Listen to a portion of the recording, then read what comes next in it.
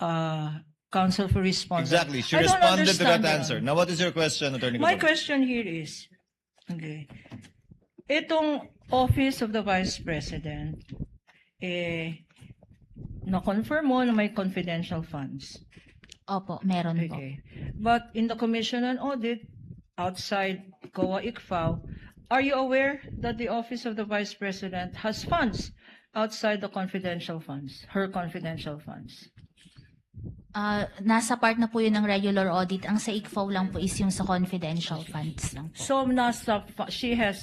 you're saying that the Vice President, OVP, the Deputy Secretary, has funds. Your Honor, other than- please.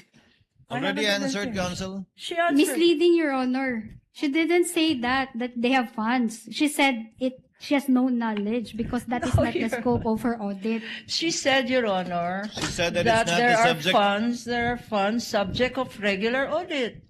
Regular funds Yes po, may of the regular Vice funds. President herself. Opo, And this is subject, Madam Witness, to regular audit. yes po. And being subject to regular audit, it is not part of the COA ICFAO confidential funds audit, correct? Yes po, Okay. tama po. Would you know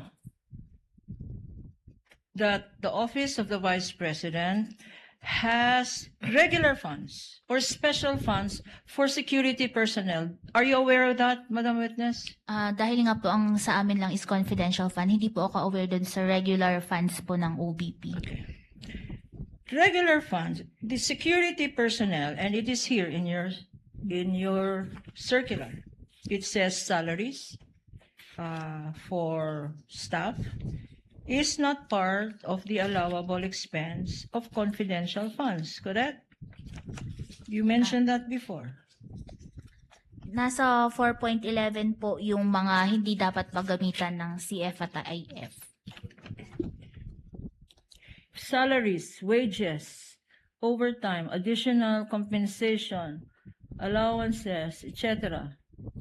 of government, of salaries, benefits, additional compensation, allowance, or other benefits of officials and employees who are employed by the government in whatever capacity, or elected officials, except when authorized by law.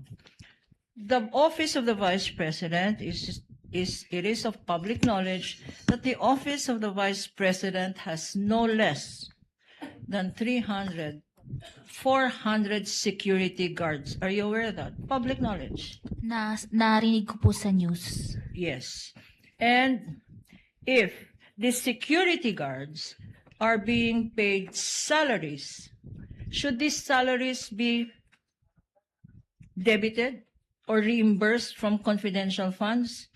Isa po, yung salaries po, hindi po siya pwedeng i-charge sa confidential fund. Okay. So itong activity na sinabi na to check securities, to check surveillance daw, to make surveillance of the routes of the Vice President when she arrives to an Your- engagement, when she leaves to an engagement, when she attends engagements, Christmas parties, whatever. Counsel for respondent, yes? Ocular. Your Honor, please. I haven't finished. Okay. Okay. And counsel mentioned ocular inspection and casing of venue prior to activity. Now, prior to an activity, should this be part, Madam Witness, if this is a function being done by her personal security guards, should this be considered as part of confidential funds activity, Your Honor? This clearing the road. Your Honor, please. Yes, counsel for respondent. The report that does not say that it was done by the security guards. Your Honor, there's nothing in there. I'm asking her now, Your Honor. That's asking for an opinion, Your Honor. Let's clarify one thing first. The Vice President has no security guards. She has She has security personnel, Your Honor. VPSG, Yes, Your Honor. Vice Presidential Security Group, which was, I think, later on placed under the Presidential Security Command, under the unified command of the Presidential Security Command. So, The Yes, question